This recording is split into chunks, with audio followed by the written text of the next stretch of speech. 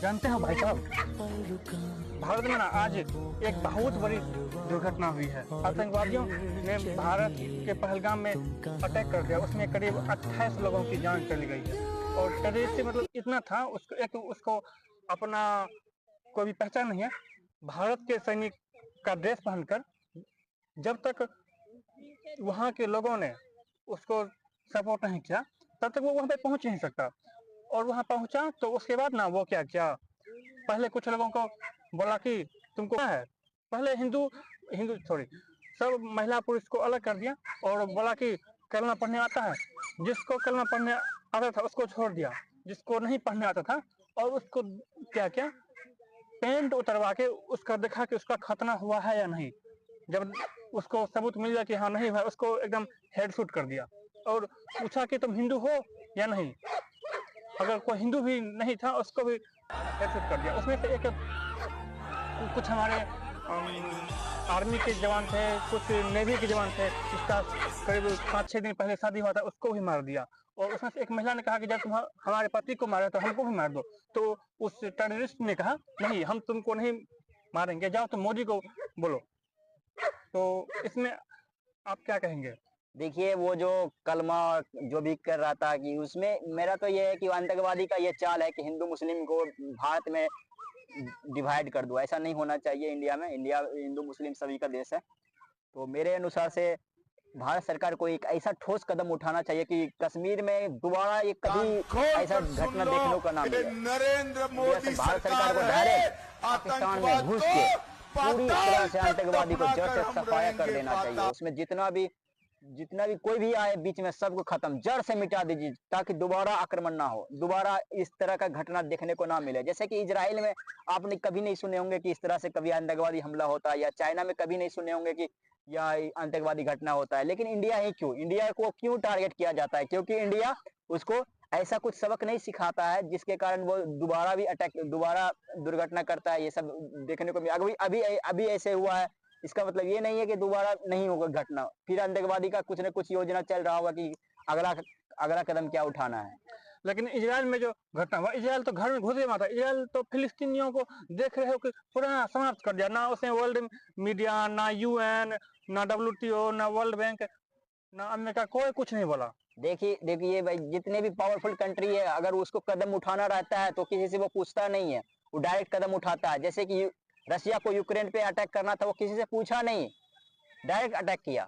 जो कि पूरा जो कि जितने भी संयुक्त राष्ट्र संघ जितने भी थे वो यूक्रेन का साथ दे रहे थे। वो अकेला, रसिया अकेला ऐसा कंट्री है जो पूरे पूरे कंट्री को संभाला था अकेले अपने दम पे। ऐसे ही इंडिया को भी कदम उठाना चाहिए और इंडिया को डायरेक्ट पाकिस्तान में घुस के पूरा आतंकवादी को जड़ से खत्म कर देना चाहिए। लेकिन भारत सरकार तो बस चुप्पी साधे हुए है। भारत सरकार चुप्पी साधे हुए है। भारत सरकार के जितने भी नौकरशाही वो भी है, जो सराह है, IB है, इनका भी थोड़ा ये सब क्या कर रहे हैं, मुझे ये भी समझ में नहीं आ रहा है। लेकिन भारत सरकार तो बोलती है कि जम्मू कश्मीर में इतना इन्वेस्टमेंट हुआ है कि जम्मू कश्मीर पूरी तरह से सुरक्षित है। लेकिन फिर इतना बड़ी घटना हो कैसे गई? यार, इसमें लगता है कि ये लोकल थोड़ा बहुत वहाँ का जो है उसका थोड़ा बहुत ही सहयोग होगा, लेकिन मिली भगत होगा। हम यह मान सकते हैं ना कि जो भारत सरकार बड़ी बड़ी दावे कर रही है उसमें कुछ खामियां हैं। अगर खामियां नहीं है तो करीब 13 लाख जनसंख्या रखने वाला भारत सैनिक, इतने पनडुब्बी, इतने क्या बोलते हैं, शस्त्र सब भरा पड़ा है, लेकिन मतलब इतने सुरक्षित स्थान पे पहुंच जाना और आतंकी हमला हो जाना, ये तो एक अजूबा है। और हम कह सकते हैं कि भारत सरकार का फैल, भारत सरकार ही नहीं, भारत सरकार के साथ साथ भारत सरकार के जितने भी खुफिया एजेंसी हैं वो सब फेल्योर कर गए। देखिए, भारत सरकार को एकदम पूरा ठोस कदम उठाना चाहिए। इसमें इंडियन आर्मी को शामिल करके जो जो इसमें मिली भगत हो, जिसका जिसका उसका सीधा समाधान किया जाए, पूरा फिनिश किया जाए, उसको जड़ और से खत्म किया सुनने में जाए। आया है कि सैनिकों ने करीब 1500 लोगों को डिटेन किया है इस आतंकी हमला के बाद। अब वो ऐसे भी तो इंडियन आर्मी अपना कुछ किसी को कुछ शेयर नहीं करता है, तो वो तो क्या सरकार। लगता है कि ये जो घटना, लेकिन जम्मू कश्मीर में ही ऐसा घटना बार बार क्यों होता है? देखिए, जम्मू कश्मीर इंडिया का स्वर्ग है। स्वर्ग, इंडिया का स्वर्ग है। यहाँ टूरिस्ट पैलेस या बिजनेस है, सब कुछ यहाँ पे। इसलिए देखिए, ये दो कंट्री के बीच है, ये पाकिस्तान और चाइना, इस पे दोनों देश मिलकर इस पे कंट्रोल करना चाहता है। लेकिन हम तो भारतवासी कश्मीर को अपना हृदय मानते हैं, फिर हमारे हृदय पे आघात करना मतलब पाकिस्तान को तो साफ करना पड़ेगा, तब ना हमारा भारत सुरक्षित रहेगा। जरूरी है, अगर पाकिस्तान का सफाया आतंकवादी को जड़ से नहीं मिटाया जाएगा तो ये दोबारा घटना देखने को मिलेगा। इसमें इंडिया को ठोस कदम उठाना चाहिए, पाकिस्तान को तो सबक सिखाना ही चाहिए, साथ साथ चाइना को भी सबक सिखाना चाहिए, क्योंकि उस चाइना का भी इसमें मिली भगत है। लेकिन अगर भारत कोई कदम उठाता है तो आप पश्चिमी मीडिया ले लीजिए या जितना भी मानवाधिकार आयोग है, सब भारत पे दोष थोपने लगता है कि आपने ये किया, आपने वो किया। आपने ये किया वो किया, ये कुछ नहीं करेगा। अगर इंडिया डायरेक्ट अटैक करेगा तो कोई कुछ कहने वाला नहीं है।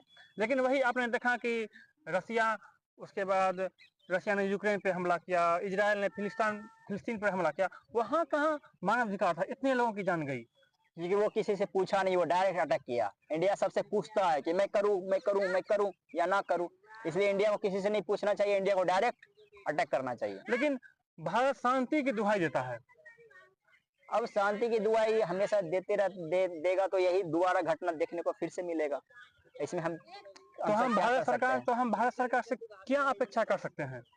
भारत सरकार से अपेक्षा तो यही किया जाना है कि बस एक बार या दो बार, जितना बार बोलिएगा मैं उतना बार कि इंडिया को पूरा ठोस कदम उठाना चाहिए और आतंकवादी को पूरी तरह से जड़ से सफाया करना चाहिए। इसके लिए डायरेक्ट आतंकवादी पाकिस्तान में घुस के आतंकवादी का खात्मा करना चाहिए। देखिए, और उसको जड़ से मिटाना चाहिए ताकि वो दोबारा पैदा ना हो, इंडिया में दोबारा ऐसी घटना देखने को। 2019 में एक पुलवामा हमला हुआ था जिसमें कि करीब हमारे 40 भारतीय सैनिक मारे गए थे, और हमारे इसमें ये दूसरी सबसे बड़ी हमला है, उसमें से करीब 28 से 30 लोगों की जान गई।